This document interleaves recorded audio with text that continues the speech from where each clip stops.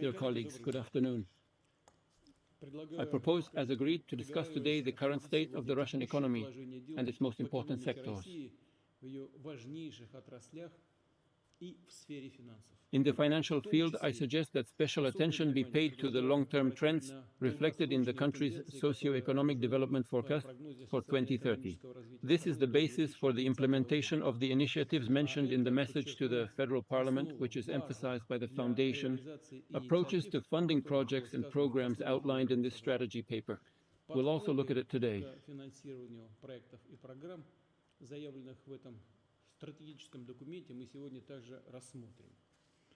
First, I will focus on some macroeconomic indicators. I would like to point out that the results at the beginning of this year were higher than the forecast of the Russian central bank government, and some experts' forecasts for the Russian economy increased by 6% year-on-year from January to February. Of course, the so-called calendar factor, that is, leap years, extra working days, is also affected here. But even if this factor is removed, the dynamic is still good, and industrial activity is growing.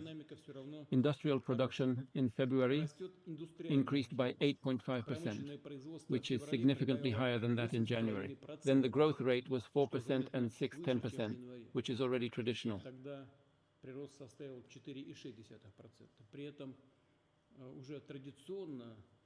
Of course, the higher rate will only make manufacturing happy to show their dynamics. In January, it was 7.5%, and in February, it was already 13%. In this context, inflation is gradually slowing down. And more importantly, inflation expectations, including citizens' expectations, that is, their estimates of future price performance.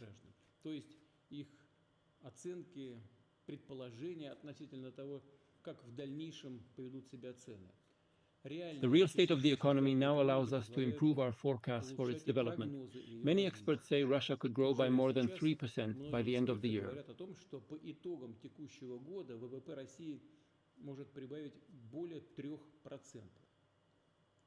What I want to draw your attention to is certainly not to make or adjust predictions and then just wait and see what happens in real life and how. Of course, what we need is positive action by local governments, which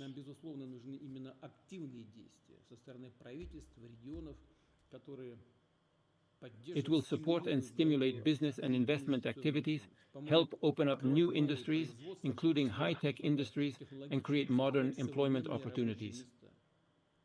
To meet the growing demand of the domestic market, we must first increase our own output of goods and services that are more competitive than foreign suppliers. That is to say, we must develop and occupy our own market, replace imports, and replace resources, not through administrative actions, but through fair market competition. It is in this way that we should increase our own production and open up the domestic national market. It's you and me and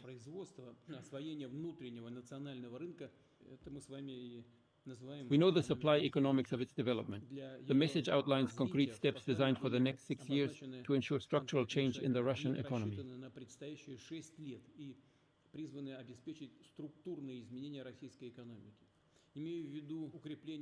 It means strengthening the country's technological sovereignty by supporting the science of promising domestic startups and widely introducing industrial innovation. Large-scale investment is planned to strengthen the industrial social talent base at all levels of vocational education, from colleges to universities. In addition, in close cooperation with enterprises and employers, we will carry out a large-scale infrastructure renewal plan for regional development, including energy and public networks. We will build new transportation corridors.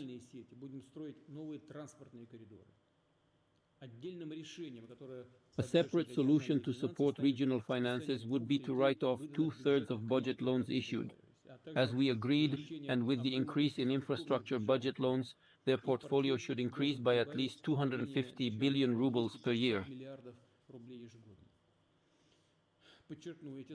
I would like to emphasize that these additional resources should be used for the stable and long-term development of our cities and villages, reduce the inequality of the socio-economic potential of the territory, and ensure equal opportunities for every citizen, no matter where he lives. Here, all the so-called childhood infrastructure, namely kindergartens and schools, circles, recreational camp sections, healthcare system development, culture, environmental well-being, settlements and conditions are important. Young people's self-realization, start on entrepreneurial initiatives, etc. There is still a lot of work to be done in these and other areas in the next 6 years. The government is now working with the constituent entities of the Federation to prepare appropriate national projects. They must be approved by the end of the year. At the joint meeting of the State Council and the National Project Committee in May, you will discuss the current results of this work and determine the main ways to achieve the goals mentioned in the congratulatory message. In this regard, I would like to add that the next gradual development of our economy has had a positive impact on the federal budget. His income is significantly higher than last year's level. As a result, it was not oil and gas revenues that increased by 43% in the first quarter, but overall, federal budget revenues increased by more than 1.5 times in 3 months. Compared to last year, well, that means that in other indicators, the deficit is getting smaller and smaller, and it is possible. In this regard, it is confidently said that a solid foundation for the growth of fiscal revenue in the entire 6-year period is taking shape. At the same time, of course, I think it is necessary to maintain a moderately conservative approach to budget planning during this period, concentrating its main expenditure on areas that have the greatest impact on people's quality of life. The well-being of Russian families is conducive to the development of regional territory, social fields, and infrastructure. It is in this way that I propose today, of course, to discuss the budget guidelines for the next 3 years in the first approximation, and agreed on a long-term fiscal plan until 2030.